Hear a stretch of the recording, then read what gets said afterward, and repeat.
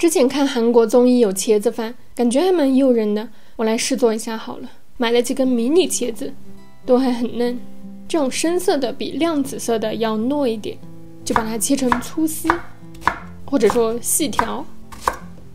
其实这个茄子的花萼、果萼还是叫什么东西，嫩的话也是可以吃的。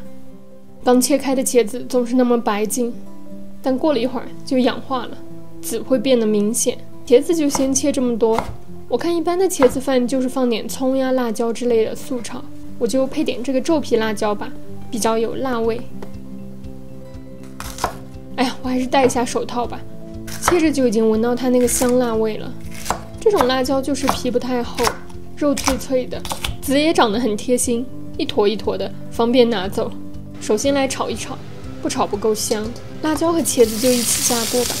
反正还要焖饭，铁锅真的很适合炒茄子，因为如果油放的不多，茄子一下锅把油吸光，就会有点干烧，是不粘锅所不能承受之干。加点盐帮助蔬菜出水，顺便补充点味道。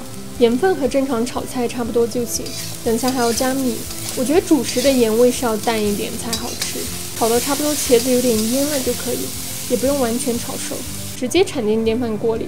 里面是大米、藜麦和红米。我加了比平常煮饭少一点的水，因为茄子会自带一些水分。闻着好香，但我怀疑青辣椒焖过以后就会没那么好吃了，至少不会脆。但还是放进电饭煲里开始煮。如果有在锅里煮米的能力，其实可以一锅出，但我没有。趁着焖饭期间，来做一个等下配着吃的猪颈肉。一般这块肉都轮不到我这种去市场不够早的人士。但前几天它竟然还躺在那里，我就赶紧下手把它冻冰箱里了。所以结论就是我也没做过。今天甚至还要挑战整块来煎它，就随便弄一点盐和黑胡椒腌制一下吧，再加点百里香粉好了。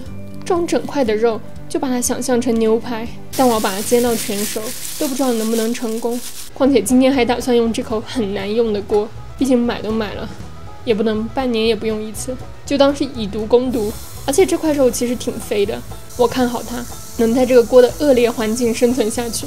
如果它熟不了，那我就另想办法，至少应该不会粘锅。确实不会，就是油花四溅，锅太浅了，不能只看到煎牛排人士的优雅，还要看到他们一片狼藉的灶台。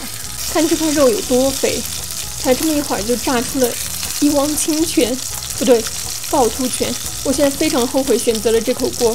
不过话又说回来，对这个锅本锅来说，今天真的是被滋养了。猪油 SPA， 油多到我以为是在炼猪油。这块肉看着倒是香得很，不知道中间熟没熟。切开看看，终于迎来了这个锅唯一的优点，在锅里切也不心疼。看起来是熟了耶，里面还充满肉汁的样子。关火，把肉架在锅边沥一下油。饭刚才就煮好了，来切一下肉，闻着好香啊！先偷吃一口。啊，是脂肪的香气，切着就能感受到这个肉的表面被煎得香香脆脆的，里面还很多汁。来盛饭，这一锅也很香，但几乎都是皱皮辣的香辣味，感觉茄子被掩盖了，而且水好像有点少了，还是多了。算了，没事，咋样都能吃。我还准备了一盆小叶子生菜，非常脆嫩，可以包着肉和饭吃。这个饭味道还不错诶，口感一般。这种皱皮辣真的可以，它是比较有辣味的，但是没有那种厚皮青椒的生味。茄子应该本来会让饭变得软糯，但是因为我加了红米，就会比较硬一点，就好像没发挥出茄子的优势来。下次就应该用软米。肉是非常的香，我觉得到后面已经是油炸了，所以外层很香，里面还是充满肉汁的，而且特别有脂肪的香气，但也不全是脂肪，里面除了瘦肉还有很多筋，所以吃着是一种弹牙的口感，就不腻。不过这块肉虽然好吃，应该不适合减肥人士。